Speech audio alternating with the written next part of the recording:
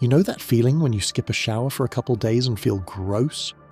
Queen Isabella of Castile didn't bathe for 8 months, on purpose, as a flex. And she wasn't even the dirty one. See, we have this image of medieval royalty, pristine gowns, elaborate ceremonies, paintings where everyone looks like they smell like roses. But those paintings lie. Because the truth is, the average medieval peasant who washed in a river once a week was cleaner than most queens. The servant scrubbing floors had better hygiene than the princess sitting on the throne. Today, I'm going to tell you exactly what was happening under those beautiful gowns, what was crawling in those elaborate wigs, why queens were painting their teeth black on purpose, and why one princess's beauty routine involved sitting in a tub of human blood while maggots ate the animal fat in her hair. By the time we're done, you'll understand why royal treatment in medieval times meant your face might literally fall off. And it starts with what happened every morning when a queen woke up. Sugar arrived in Europe in the 1500s, and it was more expensive than gold. Only royalty could afford it. Queen Elizabeth I was addicted. She'd eat sugared violets for breakfast, candied ginger between meals, and something called marchpane, which was basically pure sugar paste for dessert. Here's what happened to her mouth. By age 40, her teeth were brown. By 50, they were black. By 60, most had fallen out. Foreign ambassadors wrote that when she spoke, her breath was so foul they had to stand several feet away. One German visitor, Paul Hentzner, visited her court in 1597 and described it as the stench of a rotting horse. But here's the insane part. It became fashionable. Court ladies saw the Queen's black teeth and thought, that's what wealth looks like. They started painting their own teeth black to imitate her. Some used soot. Others used a mixture of honey and charcoal that actually accelerated their own tooth decay. Imagine the scene. A grand ball at Windsor Castle. Hundreds of nobles dancing, laughing, every smile revealing rows of deliberately blackened teeth, the smell of decay mixing with heavy perfume. One Italian ambassador wrote home saying, "The English court smells like a graveyard covered in roses." And that perfume? It wasn't just for pleasure, it was essential. Because these weren't the only smells that needed covering. We need to talk about something medieval historians usually avoid. What happened during that time of the month? Royal women had to manage their periods with whatever was available, and what was available was horrifying. They used rags, not clean, sterile pads, old linen strips that would be rinsed in cold water and reused. Month after month, year after year, the same cloths. But here's the truly shocking part. They often washed these rags in urine. Stale urine was the medieval equivalent of detergent. They'd collect chamber pot contents, let it sit until it turned to ammonia, then use it as cleaning solution. So these menstrual rags were washed in old piss, dried, and then placed against the most sensitive parts of their bodies. A German princess's diary from 1456 describes the smell during court gatherings when multiple ladies were menstruating. She writes, "The great hall filled with such odour that the Duke ordered all windows open despite the winter frost. Some women tried alternatives. They'd stuff moss into cloth pouches, sphagnum moss, which actually has antiseptic properties. But they didn't know that. They just knew it absorbed blood. The same moss might be used for months growing bacteria, never properly cleaned. And remember, these women weren't bathing during their periods either. Medieval medicine taught that immersing a menstruating woman in water could kill her by blocking the flow. So for 1 week every month, these queens added another layer of uncleanliness to their already unwashed bodies. Which brings us to the creatures that made their homes on these unwashed bodies. Every single queen, princess and duchess in medieval Europe had lice. Not might have, definitely had. It was so common that delousing time was built into the daily schedule. Picture this. Every morning noble ladies would sit while servants went through their hair with fine-toothed combs, picking out lice and eggs. They'd collect them on a special cloth, the lice cloth, which would then be burned. This took hours, every single day. Queen Isabeau of Bavaria once had such a severe infestation that she had to cut off all her hair. The court physician counted over 1,000 lice in just one small section before giving up. But here's what makes it worse. Some thought lice were generated spontaneously from dirt. They believed if you were unclean enough, lice would just appear from your skin. So when holy women like St. Margaret of Hungary refused to wash her hair and became infested with lice, she saw it as proof of her devotion. The lice were sent by God to test her. She'd sit in prayer while lice crawled across her face, considering each bite a blessing. The fleas were even worse than the lice. Palaces were infested. The rush-covered floors were breeding grounds. One account from Hampton Court describes watching the floor literally moving from all the fleas jumping. Royal women carried flea traps, small tubes filled with honey or blood that they'd wear under their dresses to attract fleas away from their skin. When that didn't work, they'd have servants follow them with special flea-catching dogs whose entire purpose was to attract the parasites away from their mistresses. But nothing compared to body lice. These lived in the seams of clothing, coming out to feed on blood. Since queens rarely washed their elaborate gowns, some of these dresses cost more than a house. The lice had permanent homes. When archaeologists opened the tomb of Queen Isabella of Aragon, they found her burial dress still crawling with dormant lice eggs. 500 years later, they were still there, waiting. And if you think that's disgusting, wait until you hear what these women did when they actually got sick. When royal women fell ill, the treatments were worse than the diseases. Suffering from headaches? The cure was to apply a poultice of fresh bird droppings to your forehead. Not dried, not processed, fresh warm bird shit, held against the skin for hours. The warmth was thought to draw out evil humours. Skin problems? Bathe the affected area in virgin boys' urine. Yes, specifically virgin boys collected fresh each morning. Royal households actually employed young boys whose only job was to provide urine for medicinal purposes. But the worst treatments were reserved for women's health issues. Queen Catherine of Aragon desperately wanted to conceive a male heir. The treatment? She had to sit over a pot of burning goat feces. The smoke was supposed to wake up her womb.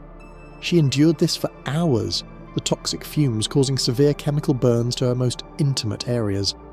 Another treatment for infertility involved inserting pessaries made from crocodile dung mixed with honey. Yes, crocodile feces. Inside the body. These weren't desperate peasant remedies. These were prescribed by the finest physicians in Europe to queens and princesses. When it came time for childbirth, things got even worse. Royal births were grand state occasions. They were also death traps. When a queen went into labour, the birthing chamber was prepared according to tradition. Windows sealed, doors locked. The room kept as hot as possible, because cold air was thought to harm the baby. No one washed their hands, not the midwives, not the physicians, not even the women handling the newborn. Queen Jane Seymour, Henry VIII's third wife, died 11 days after giving birth. The cause? Almost certainly puerperal fever, an infection caused by unwashed hands introducing bacteria into the birth canal. Her physicians had come straight from examining corpses to deliver the future king. They didn't know they were carrying death on their fingers. The instruments, if needed, were wiped on a cloth at best. The same forceps used on a woman who died of childbed fever might be used on the queen without any cleaning beyond a quick wipe. And if a queen survived childbirth but later contracted syphilis from her philandering husband, the cure was mercury, liquid mercury rubbed directly onto genital sores. The saying went, "A night with Venus, a lifetime with Mercury." The mercury caused teeth to fall out, hair to disappear, and eventually, madness. Speaking of hair, let's talk about what was living in those elaborate royal hairstyles. By the 1600s, many royal women had given up on their own hair entirely. They shaved their heads and wore elaborate wigs. You'd think this would be more hygienic, but you'd be wrong. The wigs were made from human hair, often bought from corpses or desperately poor women. They were styled with animal fat and flour paste to hold their shape. This combination of dead human hair, animal fat and flour became something horrifying, a breeding ground for everything. Multiple accounts describe servants finding mice nesting in stored wigs. The wigs on women's heads became ecosystems: lice, fleas, and sometimes maggots from the rotting animal fat used as styling product. Queen Christina of Sweden's wig was so infested that when she removed it during a council meeting, witnesses saw streams of lice flowing down her shaved scalp. She laughed it off, saying the lice were subjects who stayed close to their queen. The wigs were rarely cleaned because washing would ruin their elaborate styles.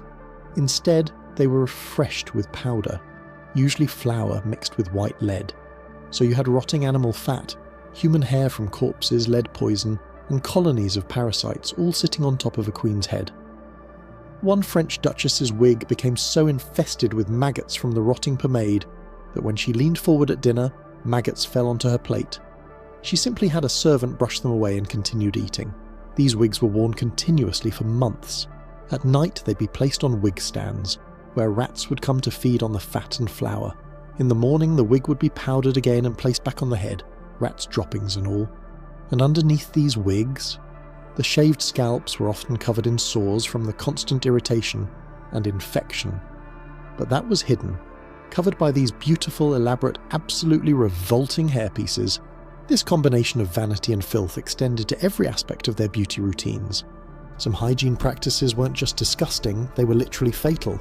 Queen Elizabeth I's makeup routine eventually killed her. The lead poisoning caused by decades of ceruse application led to memory loss, abdominal pain, and eventually death. But even as she was dying, she kept applying more lead to cover the damage the lead had caused. Diane de Poitiers, mistress to the French king, went even further. She drank gold chloride solution daily because she believed it preserved youth.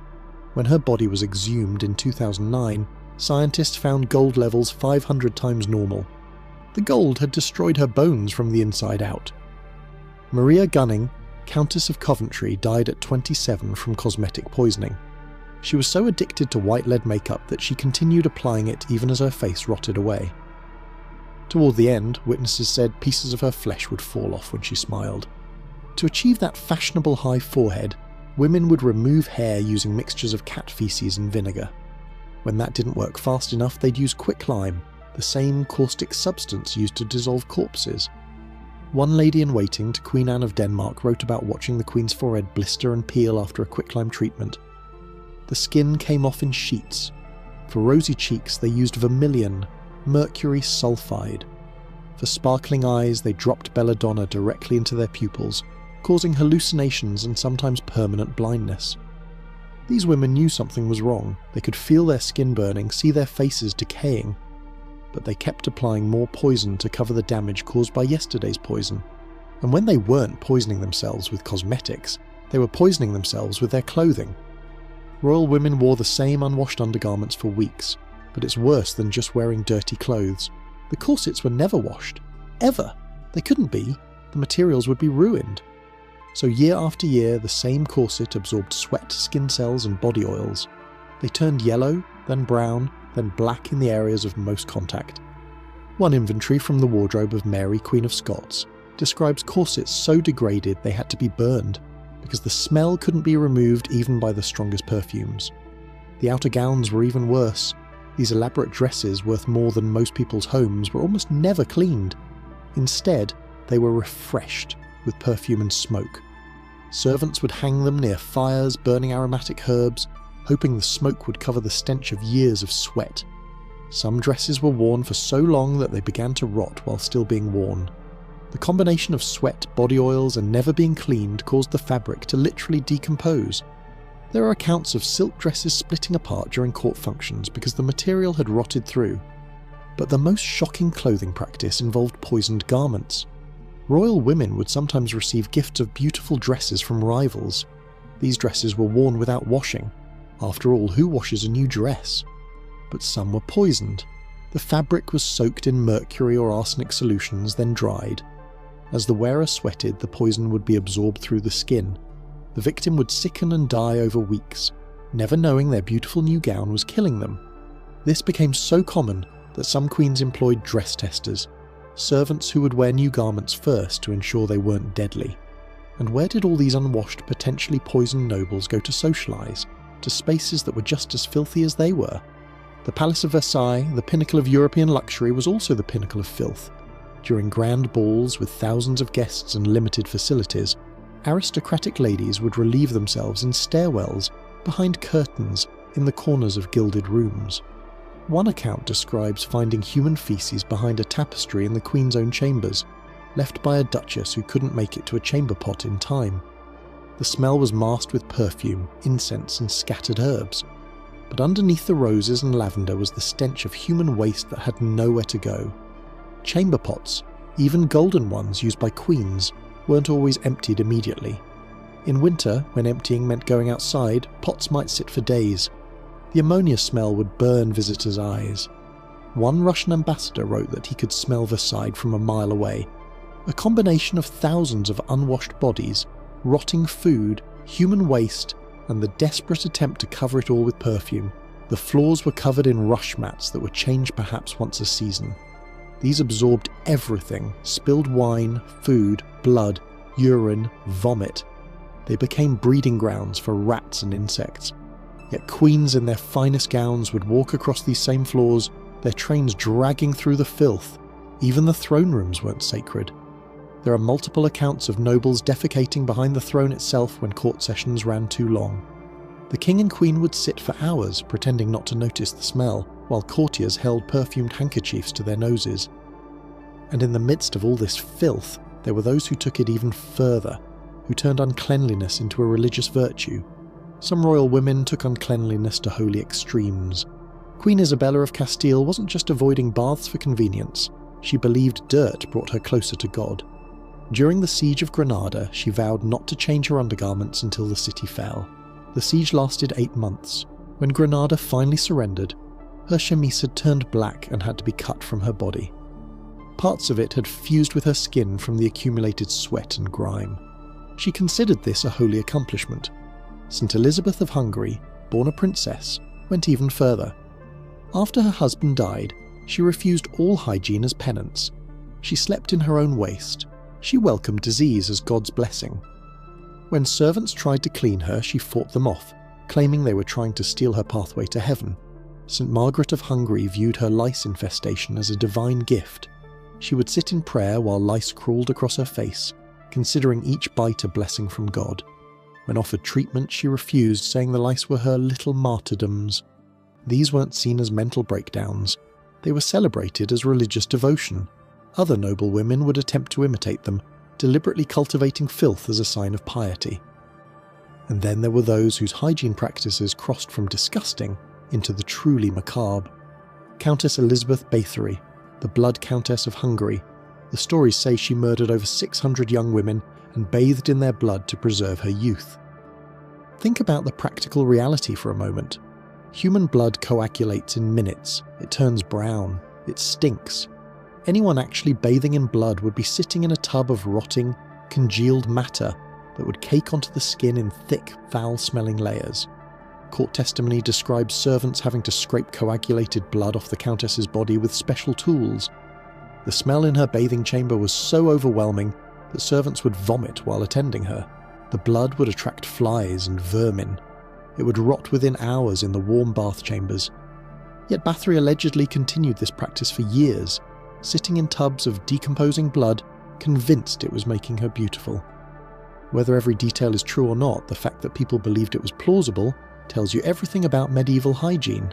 The idea of bathing in blood wasn't seen as impossible, it was seen as extreme but understandable.